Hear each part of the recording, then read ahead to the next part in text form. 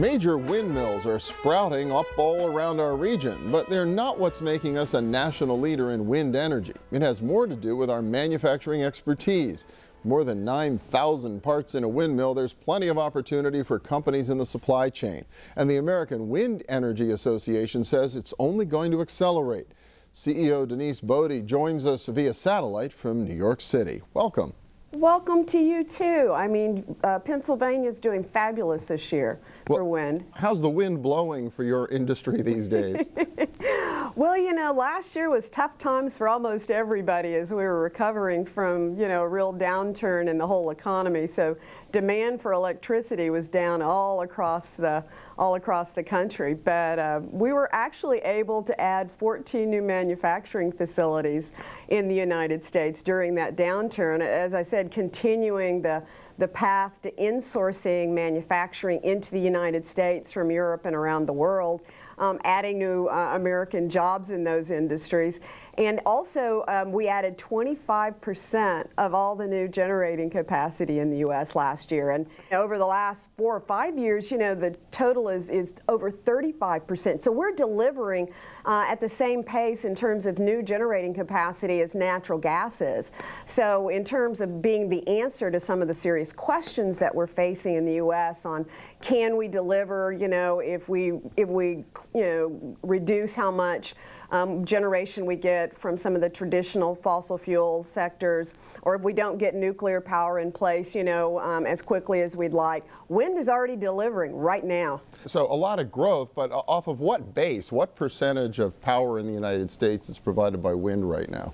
Actually, you know, if you look at all the 38 states that are producing wind right now, it's over 3% of all generation, and that's grown almost exponentially. And we're well past.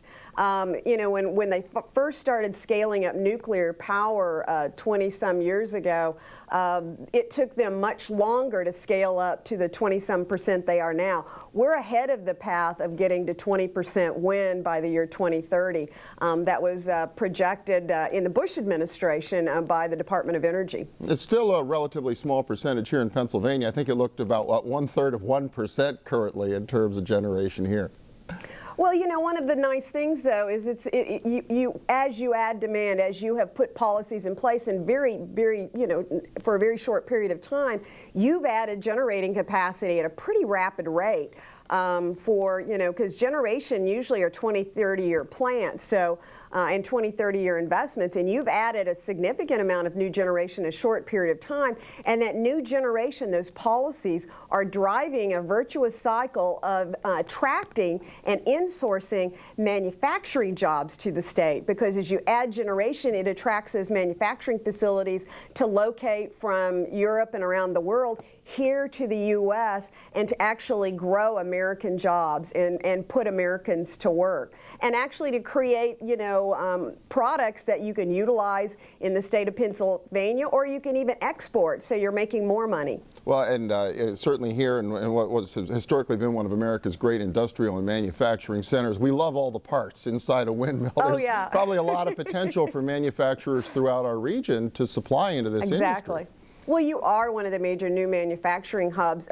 We're growing so quickly, people don't know it. You know, in the last 5 years, we've added over 400 new manufacturing facilities in the U.S., and the wind manufacturing sector is one of the fastest growing manufacturing sectors in the whole country.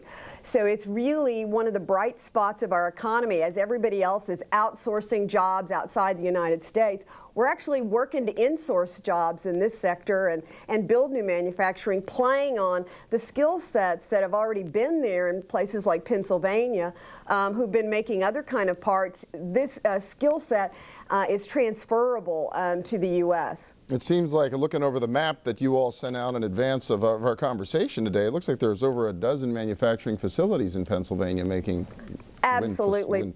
Absolutely. Pennsylvania, as I said, is one of those major manufacturing hubs in the country. And you're growing wind power still. It's one of the good news stories out there. And as we face serious questions about other sources of energy production and generation, this is great because we use no water, the only energy source that really uses no water, so you don't ever have to worry about any pollution or side effects from that.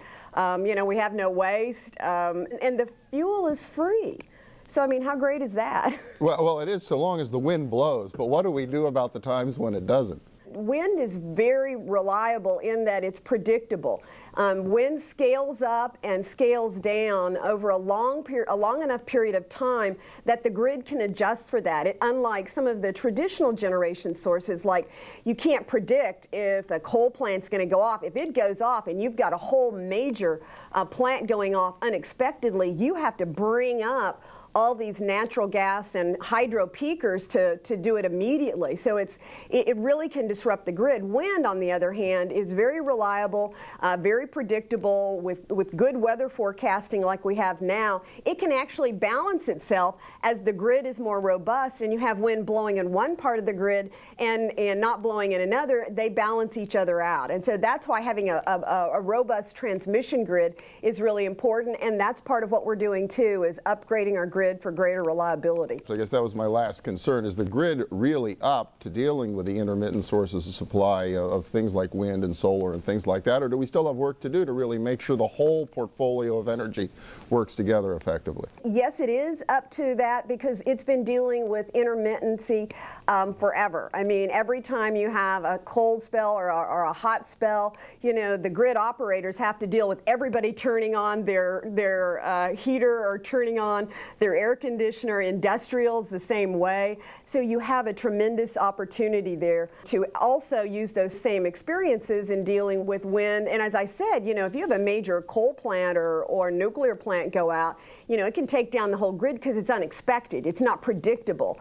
So yes, we have work to do in making transmission better because much of the transmission grid was built, you know, 50 years ago, and so we do need to upgrade, not for the intermittency, although that's great to have a more robust grid, but because we need to make our grid more reliable because it's old. All right, very good. Well, Denise Bode, good to hear so much wind activities happening here in our region, especially on the manufacturing side. Thank you so much. Thank you. Next up, one of the biggest players in the wind business, and it's based right here in our region. Stay with us.